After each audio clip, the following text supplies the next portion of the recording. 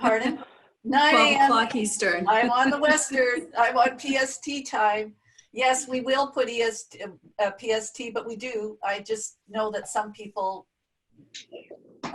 think it's going to be Ontario because it's a wonderful Ontario speaker. But it is really my pleasure. I just want to share how I met Addie, and I'm going to do a plug-in for her at the WeBe Canada, which is the certification for women entrepreneurs, at their 10th anniversary, which I helped start 10 years ago in Toronto. I met Addie, and I was very impressed with her. And so I got her book. I got her book called The 5-Minute Recharge, and with 31 proven strategies. And I'll just quote the one thing about, I'll just quote from the book. And there's a acknowledgement that says, do you have 5 minutes to spare? If so, pick up this book and read a chapter. It could well change your life. And I really did love your book, Addie. So Addie, I'm very pleased. She's the founder and president of AGS Rehab, who is a leader in disability management and assessment services since 1999. That has grown into a very successful company with a head office in the Greater Toronto area and a large network of professionals across Canada, which you can see in today's session. We've got so many professionals from various industries, legal, Sun Life, etc. She was selected as one of Profit Chatelier's top 100 female entrepreneurs. She is a passionate expert advocate for mental health in the workplace and a frequent speaker on the topic of how companies can safeguard employees' psychological health. And that is so much what is happening during these turbulent times.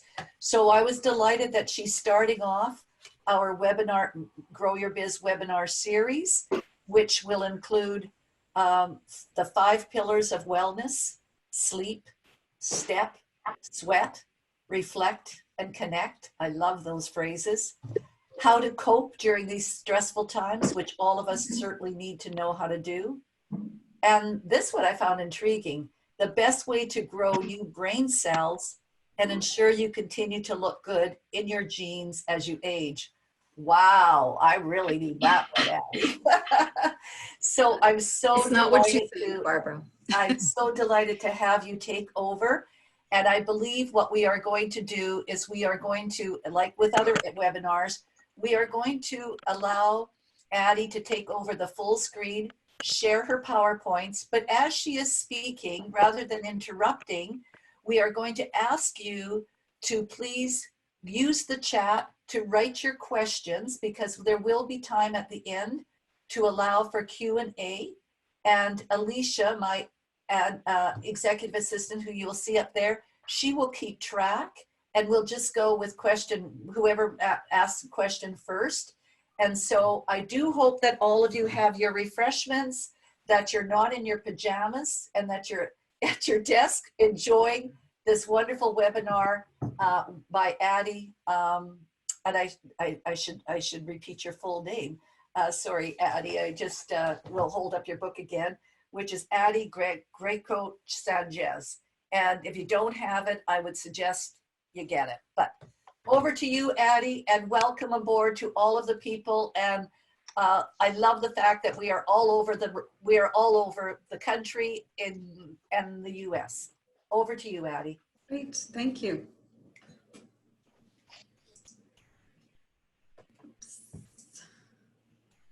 Okay, is my screen being shared now? Not yet. Okay, so, whoops, nope, didn't want to do that. Love technology when it works. Yep. But we did do a trial, so it was working, so just bear with us. And we will all be on the side, so it'll be Addie speaking and her presentation. Okay. But we have a copy of it, don't we, Alicia? So we can. Yeah, maybe it'd be best for you too. I'm just, let me see if this will work, because we didn't actually do a test of this. Oh. Is it showing now? Alicia, let's do it then. Is this showing? Nope. No, okay. Okay, I'm going to ask you to then take the lead. Alicia, I can't hear you. It's not allowing me to. Should I do the share? But I don't have. No, just one moment. I just have to set it up here.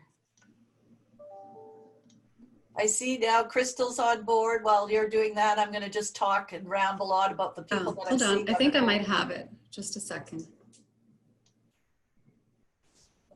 There we go. You have it now? There we got it. Okay, very good. Whoops. So you might want to fix your screen so it's just the PowerPoint we see. There you go. Very You good. seeing it now? Yes. Yes. Okay, perfect. All right. Didn't give me that option, so. Okay, all right, so we'll get going. So first of all, I want to thank you, Barbara and Alicia, and Grow Your Biz for setting up this very timely webinar series.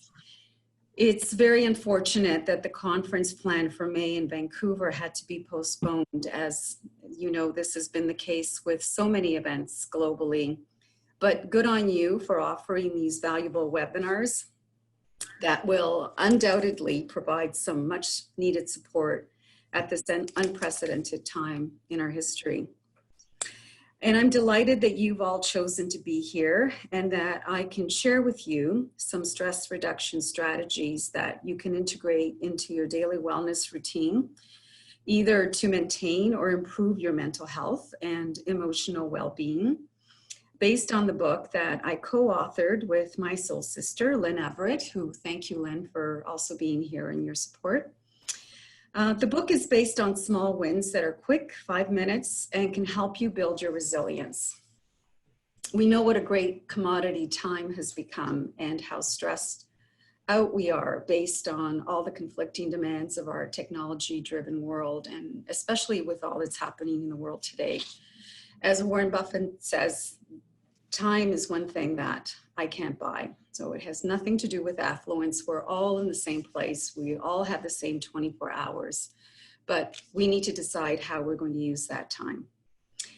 And in addition to the regular challenges of everyday life, we've been propelled into one of the most challenging times of our lives recently with the global pandemic that is COVID-19.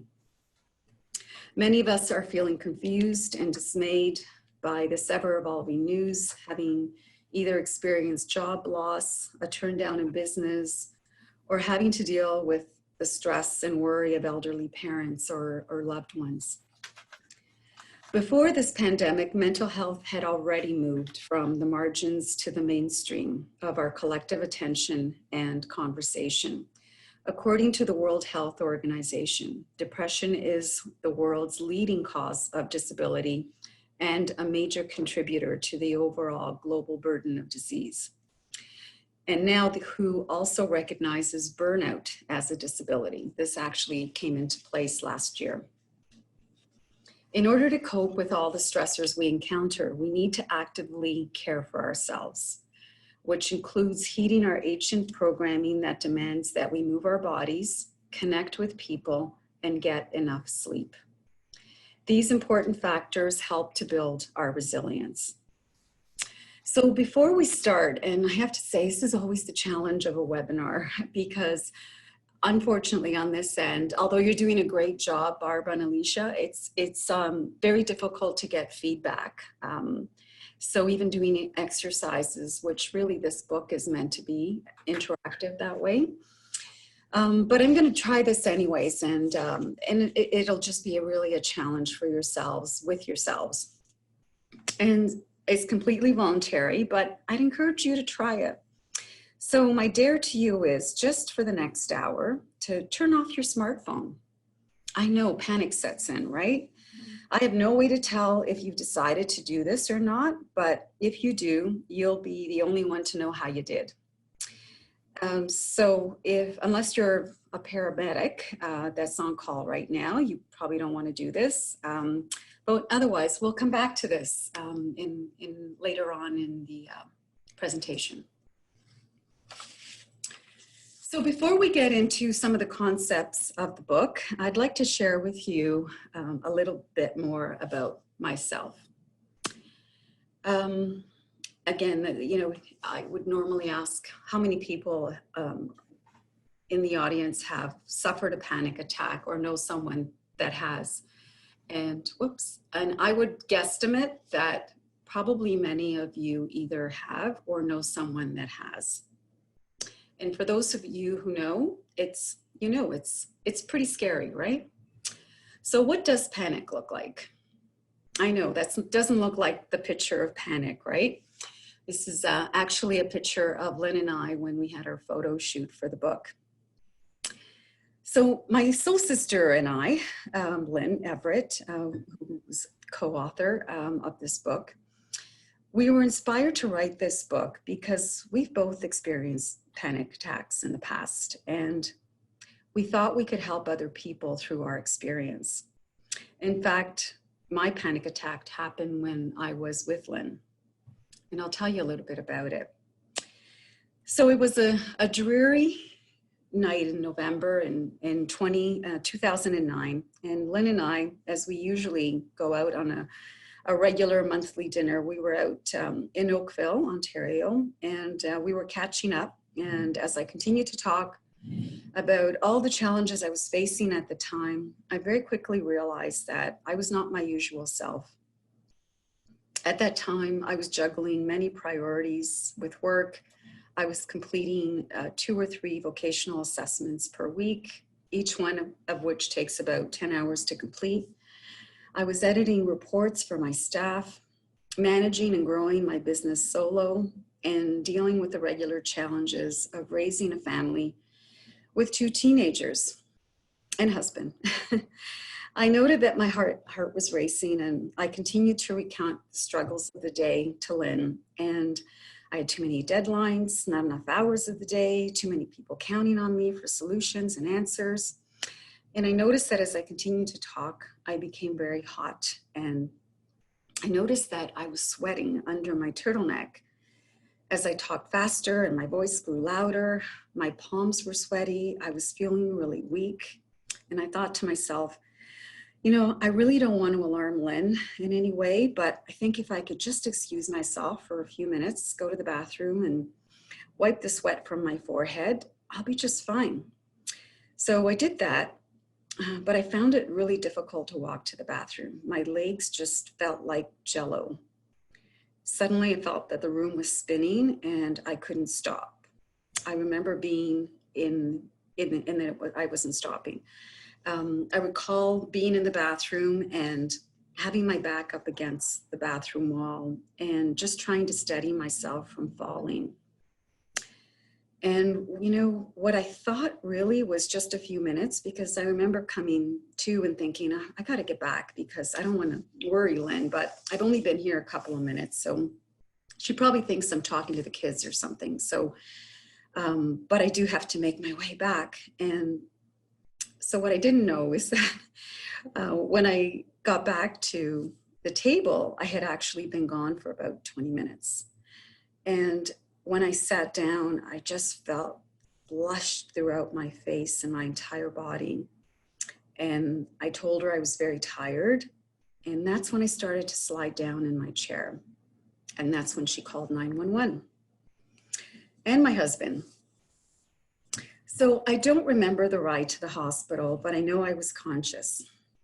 I remember my husband coming to the hospital and being quite concerned about me.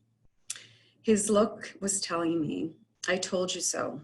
I told you this pace was not sustainable. And so the next day, while I was resting at home, I recall feeling like I'd lost my purpose. I'd lost my direction. I did not feel worthy of resting at home, of doing nothing. Doing nothing. Can you imagine feeling ashamed of enjoying a simple pleasure?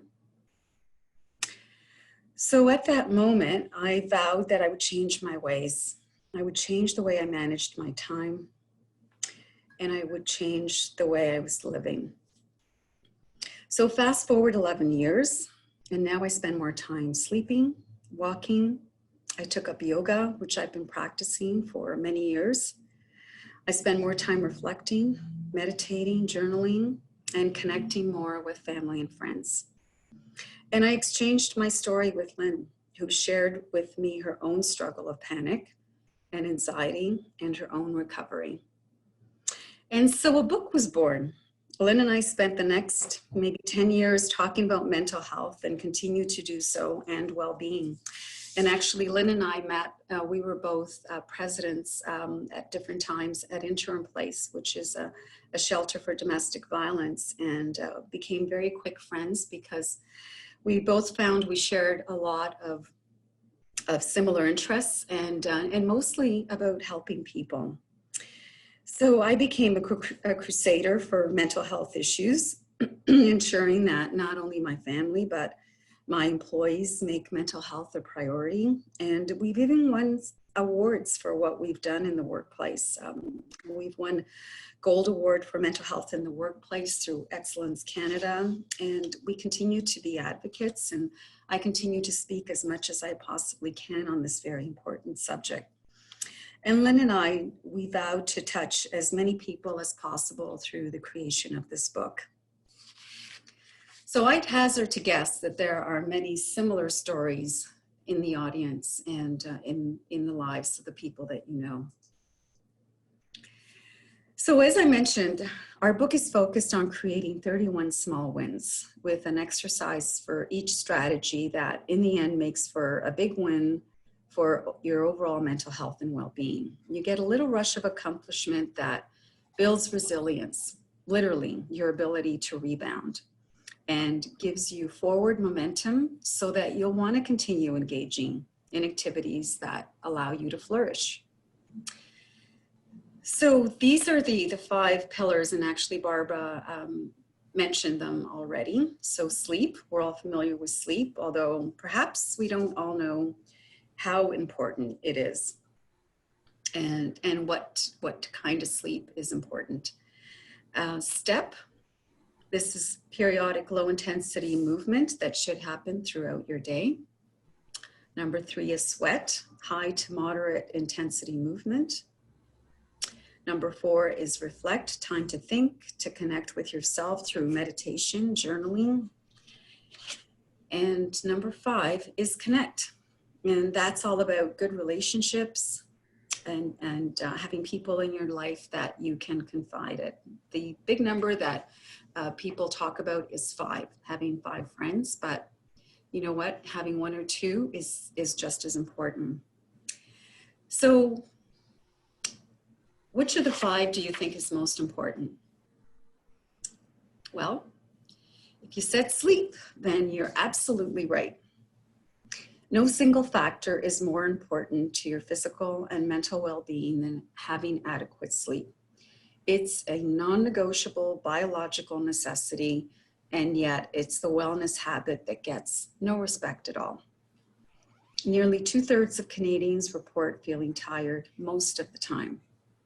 Getting an average of between 7 to 9 hours of sleep is your best defense against the stressors that might otherwise rob you of good physical and mental health.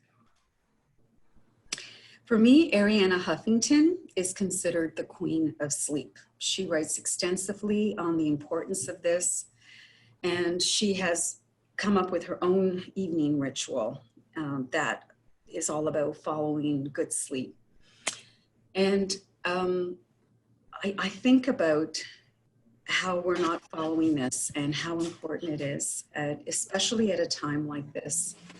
I actually have read recently that sleep is becoming even more important right now because we're so consummated with news, and very often many of us are going to bed because we need to plug in and find out what's happening, and going to bed with visions and images of news and the numbers on COVID and the impact on people's lives. But it doesn't help us with having good sleep. The pain of sleep deprivation is real, but it is avoidable. If you set yourself up for a good night's sleep by practicing things like exercising during the day, consuming no caffeine after 2, and avoiding the nightcap. Alcohol doesn't cap the night so much as uncork its demons, fragmenting your sleep and blocking the REM phase. And that's where you have the dreams that really help you deal with negative emotions. And sleeping pills such as Ambien should always be avoided. They do more to knock you out rather than give you the natural sleep that you need. And restorative, you need restorative sleep. So during these additionally stressful times, sleep becomes that much more important. In fact, in these days, you should consider going to bed an hour earlier than is even normal for you to compensate for the additional stress that we're all experiencing at this time. This helps keep our immune system strong. I know we're all consumed by news right now, but we need to lessen the amount of time we spend consuming the perpetual COVID updates as well as social media. It really does interfere with the quality of our sleep. And while we're all safe at home, as the saying goes, practicing routine is even more important than ever. Practice going to sleep and waking up at the same time every day. And I know that some of us are working in pajamas, hopefully not, because it is much better for your mental health to get dressed and practice that routine as much as we possibly can in these stressful times. And be sure to have a wake-up routine as well, such as journaling or practicing mindfulness or taking in some yoga virtually. So I encourage you to come up with your own routine, whether it's an evening wind down or even a wake-up routine that works for you and encourages more restful sleep. Really, nothing is more important to your well-being. So many of you, I'm sure, own a step tracker or some kind of smart device where you can track how many steps you're taking in your day. So what's your goal? What are you doing? Periodic low intensity movement throughout the day, excuse me, is imperative to our good health. Why? Because we were made to walk. Our bodies were designed for walking between 4 and 10 miles per day, not for an hour on the treadmill, but on and off throughout the day. In fact, this is one fallacy that many people have. Oh, I'm good. I do my exercise in the morning and I'm fine for the rest of the day. But that's actually not accurate. According to research, the average North American sits for 12 hours a day. When we don't move for long periods of time, our inactivity is interpreted as a distress signal to our bodies, and we actually begin to power down. Imagine that after an hour of sitting, your body begins to fade like a computer screen left unattended. And by the end of a sedentary day, your body stopped crying out for movement and has powered down almost completely. And the consequences are deadly. According to an American Cancer Society study of more than 128,000 people, sitting can kill us in 14 ways, including cancer, heart disease, stroke, diabetes, liver disease, peptic ulcer, and other digestive diseases, Parkinson's disease, Alzheimer's, nervous disorders, and of course, musculoskeletal disorders. I hope you're all standing up as you listen to this data because it truly is frightening. Sitting is also associated with reduced thickness of the medial temporal lobe, a brain region that is critical for learning and for memory. And sitting leads to moderate to high levels of mental distress. In other words, sitting is killing us and making us stupid and sad. Taking short walks throughout the day is one of the best ways to recharge mind and body. With so many people now working remotely, one of the best things I'm hearing regularly from our employees and others is that they're spending extensive periods of time without moving from their chairs. All the more reason to have an active walking ritual and to take breaks. Sitting really is the new smoking, and we need to make time in our daily lives to walk as much as we possibly can.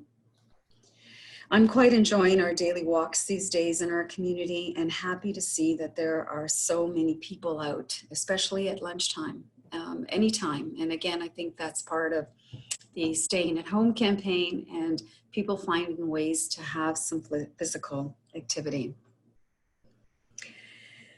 So if we were looking at an exercise again, I would be asking you to incorporate more steps into your day. What would that look like for you? I like to walk around the track across the street from us. I'll listen to a TED Talk or my favorite playlist or self-help podcast while I'm walking.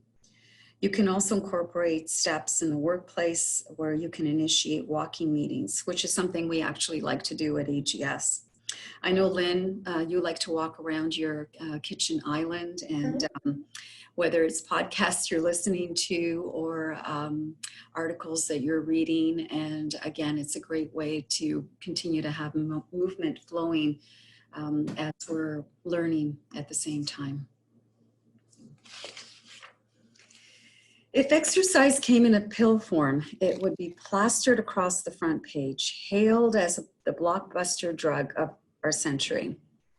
I love the way Dr. John Rady talks about this. I'm sure that most of you are aware of the importance of exercising, both from a physical and an emotional perspective. Anyone who's ever stepped on a treadmill or completed a marathon or participated in a cycling tour in Tuscany knows what I'm talking about. Exercise, and in particular, sweat-generating exercise, signals the mind and body that everything is okay. Sweat helps you to learn and think, and sparking a cascade of neurochemicals, which Professor Rady of the Harvard Medical School refers to as miracle grow for the brain. I love this concept. Think about it that way.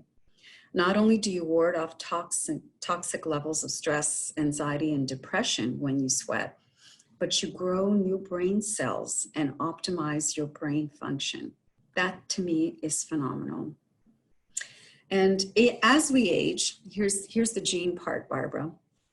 Our telomeres, which are the nucleoprotein caps at the end of our chromosomes, they shorten with age, resulting in cell deterioration linked to the risk of disease.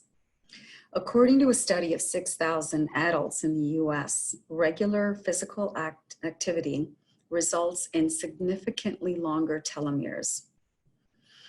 And active telomeres in this study had active adults had telomeres that functionally were 9 years younger than inactive adults. We also now know that active exercise reduces Alzheimer's by 50%. That's a huge number. As we practice physical distancing and gyms remain closed, this has created a challenge for many of us. I'm used to starting my day at the gym, and I admit that first week was really painful for me, and I felt really lost. After that, I set up a routine for myself that mimicked what I was used to, well, at least as best I could. Good Life has also, I have to say, give them a shout out, done an amazing job of keeping their members engaged with virtual workouts and virtual classes. And you don't have to have a gym in your basement or your condo to keep active. Even skipping rope or doing jumping jacks will make a difference for your brain and for your heart health. But do check with your gym and find if there are any remote programs that might be available to you during this time. There are more ways to sweat today than at any other time in our human history, and we're so fortunate for that. Back in our caveman past, running to food and away from becoming food were the only forms of exercise available. And sadly, there was no caveman Zumba. This sweat cloud gives you a number of suggestions for activities and not so subtle reminders of their benefits. If you were to ask me what my favorite sweat routine would be, well, It would be dancing. And Lynn and I love to sweat by dancing. And again, if this was a live performance, well, we'd be sharing a dance routine with you, but instead, Let's shake it up. that's great. At least somebody, if you want to dance, please break out in song and music and move your boat booty, whatever makes you feel good. There's no judgment here. So we're going to talk instead about the positive impact of music. Music has so much power and it's totally mind altering. It can literally move you in so many ways. In fact, scientists using MRI scanning technology have found that there is no part of the brain that music doesn't touch.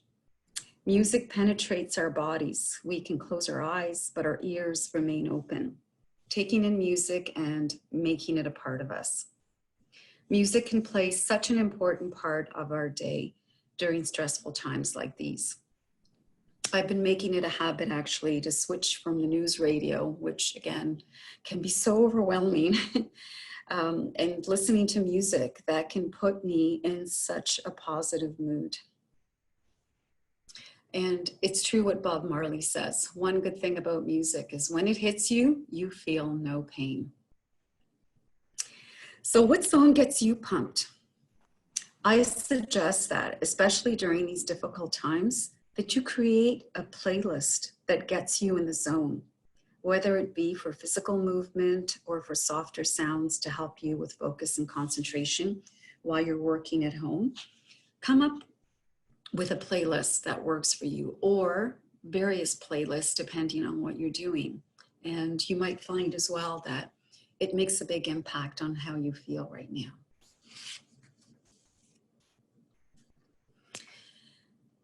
So no time, I think, is more important right now than really looking at our ability to reflect. I have a very strong feeling, and I heard you say this, Marianne, in a webinar that I heard you speaking on, that we are going to emerge from this time really changed. And I think our society will be as well. We're all learning new ways to cope. Everything that you need. Thank you. Bye. To do things differently than we've ever done in the past. And with COVID occupying so much of the space in our minds these days, it can become difficult to focus on other wonderfully positive things that are happening in our lives. It seems that right now, there is no other news. No one is being stabbed, nobody is robbing a bank, because our lives are completely filled with this tension. And because tensions can be so very high, both in the workplace and in our personal lives, we're also preoccupied with what the numbers of coronavirus are in the world and in our own communities. We're concerned with what will happen next. Will our loved ones become ill? What will the financial impact be on our families, our businesses, or our retirement? I understand that we're all experiencing, what I understand is that what we're experiencing is a form of grief. And I was reading a really great article in the Harvard Business Review. And the author was talking about this being a form of grief, anticipatory grief, which is a feeling we get about what the future will be when we're uncertain. And usually it centers on death. We know something bad is happening out there and we have no control over it. We don't know what the extent of it is or when it will be over. There are so many unanswered questions. But because we can't see it, it takes away our sense of safety. We feel this a loss of safety. We experience it on a micro level, which is self, as well as on a macro level, the world. This is really anxiety, and depending on where you are in the mental health continuum, it can really impact some individuals very severely. You probably heard that those who suffer from anxiety, depression, or OCD can experience an increase in their symptomology during these times, and this is absolutely true. Fear and anxiety are normal reactions, especially during uncertain times. Our brains are just hardwired to react to danger. So what can we do? Like any response to grief, we have to go through the stages. Getting to acceptance is where we find power and where we take back our control. If you can tell yourself, I will practice social distancing, I will work remotely, and I will wash my hands. I know you've heard that repeatedly, but it gives us a sense of taking back some of the control because now we're taking some action. The goal is to really find some balance in what you're thinking, in trying to replace the negative images in your minds to positive images. Yes, it's possible we'll get sick, but maybe we won't. And maybe our families won't. And maybe our workplaces won't. Maybe if we do all the right things, we'll get back to normal sooner. The best way to practice positive thinking is to come into the present. Yes, I'm talking about practicing meditation or mindfulness, taking time to reflect, to be in the moment. Focus on what's in front of you. The hard surfaces, the computer that you see in your screen, the chair you're sitting in. Note your breathing and how that feels. We need to remember to let go of all that we cannot control. I know that's so much easier said than done. But maybe not everyone is practicing physical distancing, but you can. And that is what you can focus on. This is also a really good time to practice compassion. Not everyone is where you are, and some do not have the emotional intelligence to express their emotions or identify them in a positive way. Everyone deals with anxiety differently, and we don't know what people are dealing with at any given time. Keep in mind how someone usually responds and not necessarily how they're reacting in the moment right now. If you're a leader in your workplace or your community, don't be afraid to name your feelings or to be vulnerable. This gives people permission to express their own emotions, and that's okay. In fact, during this period at AGS, we're now having weekly huddles. We call them AGS huddles, where in normal times, we would get together in the boardroom, and if anybody was working remotely, they would come in through Teams and a video call. But right now, of course, we're all connecting through our video call. In fact, we have one this afternoon at 2:30. And last week, we had the most emotional call ever. And it was very hard. It was hard for all of us. Unfortunately, we have had to experience some layoffs, and I can't tell you as a business owner how difficult it is to have to go through that and to watch people suffer as a result, and to see so many businesses that are impacted a lot worse than we are. And you can't help but feel emotion. But having compassion and making yourself vulnerable is okay. I have no problem crying with my employees or with my family and showing that I'm human. And I think that brings everything to a level that most of us are not usually okay with, but I think have to get better at it. Practicing compassion starts with the self. Self-compassion is extremely powerful. I don't know how many of you are familiar with Dr. Christian Neff of the University of Texas at Austin. And she found that self-compassionate people have significantly increased life satisfaction and happiness, and significantly decreased depression, anxiety, and stress. And far from making you weak, according to Dr. Neff, Self-compassion is the best source of strength, resilience, and coping that's available. Studies have found that veterans with high levels of self-compassion who return from Iraq and Afghanistan are less likely to experience PTSD.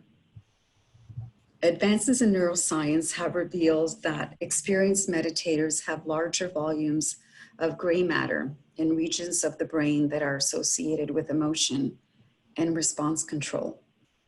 And research shows that helping others with their emotions helps us to also regulate our own emotions. When you practice this type of meditation, you rewire your brain away from the me channel to the we channel, and you improve the quality of your connection to the present moment, enabling you to better focus on what's in front of you. And practice gratitude. It's so important. We have so much to be grateful for in this land. We are so fortunate in so many ways. I was going to do a 1 minute silence, but I think I'm just looking at the time. Maybe I'll carry on. And instead, what I'd like you to think about, because this might be more relevant at this time, you know, we're all practicing longer than usual, probably, hand washing. Great opportunity to have a mindful activity. So maybe the next time you're hand washing, think about how you can engage all of your senses. Start by feeling your feet on the ground.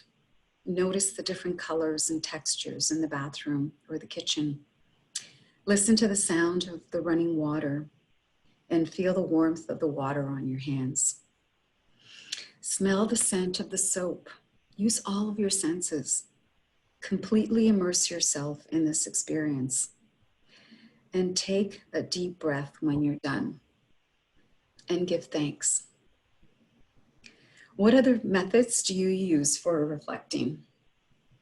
There's other things like journaling, practicing silence, practicing yoga, which can be meditative as well. Practicing active listening, very hard for many people to do. There's many great apps out there too. Headspace, Calm. Have a nice picture like this in front of you or on your wall in your bedroom or in your office where you're working right now. Whoops, sorry. And just hit pause. So I love this visual. This is basically the 7 sins of the digital world. Makes sense, right? Facebook, all about envy. Netflix, all about sloth. Instagram, pride. Twitter, wrath. Yelp, gluttony. Tinder, lust. And LinkedIn, greed. How accurate is that? So well done. Smartphones and digital technology have really taken over the world. And I have to say, at this point in time, I am so grateful that they have in so many ways, because look at the way the world is able to connect today. And thinking back, I almost think that everything has happened exactly as it was supposed to, because if we did not have the technology today, it would be such a different place, and we would not have the joy and the happiness that comes from being able to use technology in this way. The scariest thing for me is how much information my smartphone collects about me. You know, I get totally freaked out when I come home from some retail therapy, which I haven't done in a while. And my smartphone wants to know how I enjoyed my trip to Winners. And, you know, I'm afraid it's going to let my husband know how much money I've spent the next time. You know, we touch our smartphones an average of 2,167 times a day, 1 million times per year. And heavy petters touch their phones apparently 2 million times a year. It's huge numbers. I know that we just cannot think about living without our phones right now. At the beginning of my presentation, I asked you to shut down your smartphones. How did you do? How many of you are still powered down? How did it feel? Do you think that you can unplug for 24 hours?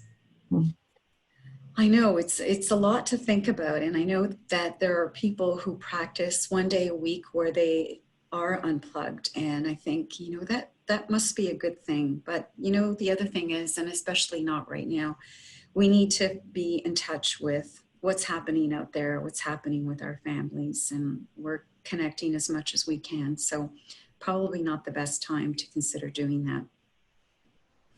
But there are studies that are done.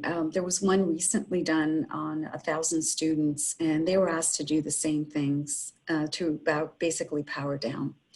And the results were not pretty. Some of the feedback, I felt incomplete. I felt I was turning off a life support system. Emptiness everywhere. I felt as though everything I knew was taken away from me and that I was being tortured. Some unplugged students discovered that there was another world populated by people and objects that they had not noticed before. And I'm sure that some of you with teenagers and young adults living at home are probably chuckling.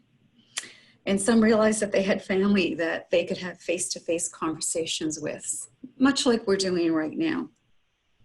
And there were books to read and other things to do. And there was some found peace and simplicity in a world without pings. We don't have to throw our phones over Niagara Falls to increase our state of happiness, but we need to be aware of how our use of social media is impacting us and our moods. If the banter on Twitter makes you angry, consider shutting that down. If your email notifications cause you to experience heart palpitations, consider turning them off. Unless, of course, that's how you receive emergency calls as a paramedic. For those of us in not life and death roles, give yourself permission to shut it down, even if it's for a period of time in the day or in the evening. Something we need to be aware of during this time of crisis is, as I mentioned earlier, to please limit your news consumption. I know it's extremely addictive, but try to limit this to maybe twice a day for 5-minute spurts. And make them reputable news sources like The WHO or Health Canada. Remember, everything you hear, see, and experience affects us all on a cellular level. It impacts not just our minds, but our bodies and thus our physical health as well.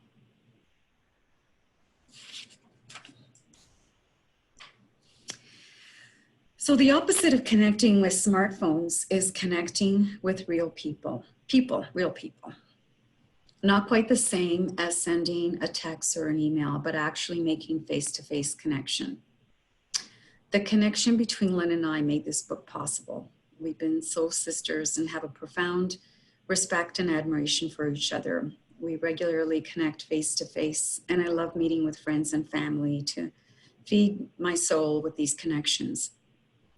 I was telling my colleagues recently that one of the things I deeply miss during these times of social distancing is hugging. I'm a huge hugger. And outside of my immediate family, I'm really missing my daily quota. It's reported that 1 in 5 Americans report that they're lonely, and Britain has appointed a minister for loneliness, acknowledging a growing epidemic in a country where more than 9 million people often or always feel lonely. Imagine that, a minister of loneliness. A study of adult development, the longest study of lives that has ever been done, 724 men over 77 years, has found that good relationships keep us healthier and happier. Social connections are good for us, and loneliness kills. People who are more socially connected to family, friends, and community are happier, physically healthier, and enjoy longer lives than people who are less socially connected. I admit it's been extremely challenging these days to connect. But we have the most amazing technology, smartphones and tablets that can bring loved ones' faces right into our kitchens. My husband and I are making it a habit to schedule video calls with family members and friends in order to stay connected. Today, more than ever, this is very important for our mental health and well-being, and can really help us to overcome feelings of isolation and loneliness. I love what you do, Lynn. Lynn sets up a date night with her, two actually, with her husband. Twice weekly, they dine in. On nights, they would normally go out. Lynn completes the experience by getting dressed up, setting a nice table, and lighting candles. Isn't that creative? There is so much more we can do than Netflix binge. So one thing we can do perhaps during our next meal is ask our loved ones, what was the highlight in the past 24 hours? Make it a habit of talking, of playing more board games, of doing things that really help you be in touch and make sure that people aren't falling off the rails. We need so much to be connected at this time more than ever. So my husband and I were in Peru last year, and we took a day trip to the most idyllic place. It's the island of Tequila, not to be confused with alcohol. There are only about 2,500 Tequilenos who live on this island, and everyone has a purpose for the greater good of the people. There is no internet, no cars, no transportation, no lawyers. They are self-sustaining and grow abundant grains such as quinoa, potato, and each family owns rams, sheep, cows, chickens, and some guinea pigs. They also rely on fishing, some of the best trout I've ever tasted, and which comes from the surrounding freshwater lake of Titicaca. I was so moved by this culture and this experience. They run their society based on community collectivism, and they enjoy some of the highest longevity results in the world, along with other places like Sardinia and Okinawa, Japan. It's considered a blue zone, areas where you can find the highest numbers of people living over the age of 100. There's growing evidence that people who form a social network, rely on each other, and offer emotional support live happier and longer lives. The people on this island also have great purpose, and this is important to our overall well-being. Studies show that having purpose provides a buffer against stress and increases our own resilience. People with a strong sense of purpose on average live longer lives and have a reduced risk of heart attack and stroke than those with a weak purpose. It doesn't have to be related to a job. Ideally, it should be about service to others or a purpose greater than yourself. I believe we will find meaning in this current experience. As I mentioned earlier, we'll all come out of this different, hopefully a better society. We're all finding very creative ways of connecting through technology. And like I said, it's almost as if all this advancement in technology has prepared us to be where we are today. We are not as remote as we were. We're appreciating walks and long conversations. And I really do think that we will find more meaning now than when this is all over. Being altruistic and giving back to our community and our friends and family has many positive effects. There are so many ways we can connect with people by giving back, even right now. Checking on neighbors and the elderly, as well as shut-ins. Share ideas with parents on how to entertain and keep children busy, for example. Send a note to someone working the front lines. They really need the support right now. And if you're in the fortunate position to help financially, then please make a donation to your local food bank or animal shelter. They are really hurting right now. When you have a strong purpose in life, you reduce your risk of Alzheimer's disease, and other people judge you as more appealing. You sleep better, have better sex. Well, there's a motivator. and are less likely to be depressed. Feed your relationships and enjoy a happier life. So I would ask you, what will you do today to strengthen a connection? And who will that be? Whether it's a family person, family or a friend, maybe it's someone you haven't reached out to that you can make a big difference in their life right now. We had this quote featured in our newsletter on the weekend. American astronaut Scott Kelly says, "It's worth making time to connect with someone every day. It might actually help you fight off viruses."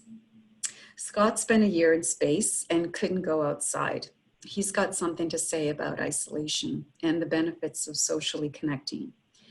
He also learned some lessons on following a schedule, including having a consistent bedtime, pacing yourself, taking breaks, and the importance of going outside, something we can still do right now, but that he couldn't do for an entire year.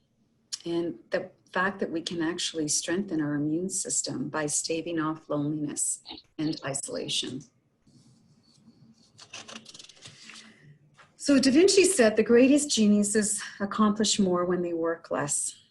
In our book, we encourage you to work like Da Vinci. All of us struggle to check off our long to-dos every day, and yet we all have the same 24 hours a day. Even billionaires can't buy more time. Increasing our time affluence can come from working differently. There's a study that was used to track work habits, and they found that the length of the workday was less important than how the workday was structured. Specifically, working for 52 minutes without distractions and taking 17 minutes to completely disengage from work. This appears to be the ideal work recovery ratio. Not sure how many of you are familiar with Tony Schwartz. He's the author of The Way We Work Isn't Working. And he advises us that we align our natural pulsing rhythms of our bodies and balance bursts of energy with regular energy renewal, and that we give ourselves times to be really like sprinters as opposed to just working for long intensities without having the ability to take the breaks that are so necessary.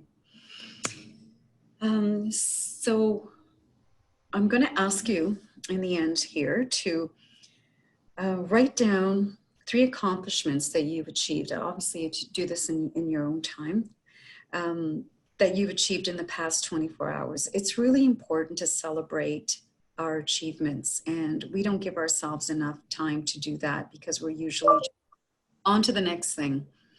And to help us stay focused on our must-dos, after that, I would ask you to write 5 most important things that you have to do, important activities that at the end of the day will make you feel like you've made progress in a meaningful way. I usually do this at the end of each day so that I can tackle my priorities in the next morning before anyone else takes over. Staying focused on your priorities is especially important at a time when we're distracted with worry and with world news. So before I close, I'd like to remind everyone that what we're experiencing is a temporary state. It's important to know this and to repeat it to ourselves often. We will survive this.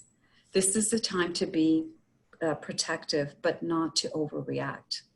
We are all interconnected, and no one is immune in this situation. Let's always remember to be kind to one another and to practice socially responsible behavior. So I'd like to just end by summarizing the 10 important points from this presentation. So getting enough sleep for most people, this means 7 to 9 hours. Having 5 close friends that you can confide in. And like I said, even 1 or 2 really good friends you know are there for you will do always better than no friends at all. Moving your body and preferably by sweating. Expressing gratitude to yourself for what you have and to others for what they mean to you. Practicing self-compassion to treat yourself with the same care you'd offer a dear friend. Reflecting on what's working. Journaling is a great way to do this. Living life with purpose that speaks to your values and a cause greater than yourself. Practicing, sorry, I'm moving ahead here. Practicing living in the moment and with gratitude. And we're so good at doing this when we're outside our daily grind and on vacation. Why not practice this every day? And being intentional in the way we use our smartphone. And don't forget to breathe. Thank you. Thank you. Okay. Let's, can you stop your share now? Yeah. Sure. Okay, great. Let's stop. I know there was a lot of, we actually have run out of time because it's already 10, but there were a lot of questions in the chats and comments. And I think someone commented that they enjoyed the chats as much as they enjoyed your presentation, Addie. And Wonderful. if there is,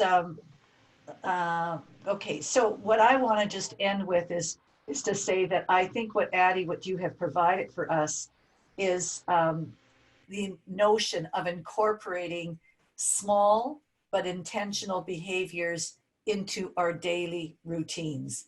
And I think that everyone has a challenge. My challenge is sleep and step. But I think that the 5-minute recharge, your book, offers definitely practical tips to psychological health. Addie, I look forward to you being a presenter with much more time at our conference in Accelerate 2021, April 21 to 23, 2021, and hoping that all of you who participated follow us and make sure that you participate in all of the other webinars that are available to you, complimentary of Grow Your Biz. I loved the comments. I don't know, Alicia, how do we go on? I guess we could just go to the chats that everybody can see the chats now. Yep. Okay, so you can see that the chats, and we'll keep those active on your webinar as well, so that if there are people in different areas, and that's what I was saying, you know, we've got Miami, Washington, D.C., we've got Prince Rupert, BC, we've got Waterton, we've got Kitchener, Waterloo, we've got people from all over. If there are people that you want to connect with, please do so, because I think that's valuable and important. And I cannot thank you enough for your presentation, Addie. I thought it was excellent. And Thank you. I'm sure that all of us will come up with our own challenges of what we have to do to stay psychologically healthy. And I think that's what your 5-minute recharge book does. It offers practical tips, strategies for psychological health, which is really important. Could I just suggest, Barbara, my apologies, because while I had control, I was not able to see questions coming through. So if anyone has any and you'd like to be in touch with me, by all means, I would be more than happy to share any tips and resources with you. If there's any way I can help you, I'm more than happy to. Well, you have all of your information is on your PowerPoint presentation, which is offered to. So there were people that were not able to participate today, but they actually did sign up. So we provide them with an opportunity to, and that I don't know how long that takes to have it available, but at the end of the week. Pardon, Alicia? At the end of the week. End of the week. Yep. And all of the chat questions will be there for you, Addie. So you can go through them and actually see what people have said, and their names are there. And I thought there was some really good feedback in the chats as well about people who said, I do this. And the fact that people were saying, I'm standing up and I'm walking around the room. Wonderful. So you've influenced a lot of us today. and I really thank you for your presentation. I don't know, Alicia, if we sign off immediately, but if there's anyone that does have a question that they want to ask directly, unmute yourself and ask it before we sign off. We could take probably another, I think we could probably take another 5 minutes if you wanted to. Does And anyone I've have a been following question? the chat. There hasn't been any questions in the chat, but anybody's more than welcome to leave a question there as well. Sure. No, there were more comments, Addie. There were more comments about what they were experiencing or what they do during those reflection moments or connect moments, etc. It was more their comments to say, this is what I do, which I thought was great. Yes, I see that. Wonderful. Does anyone have any questions? I don't know how to get out of your presentation. I don't know how you can stop your slide, your PowerPoint presentation. So we can't really. I have stopped. You just have to do stop sharing. I did actually. Okay, there you go. Okay. So from all the people that are on the line, do you have any that are still on the line? Does anyone have any questions that they would like to ask Addie?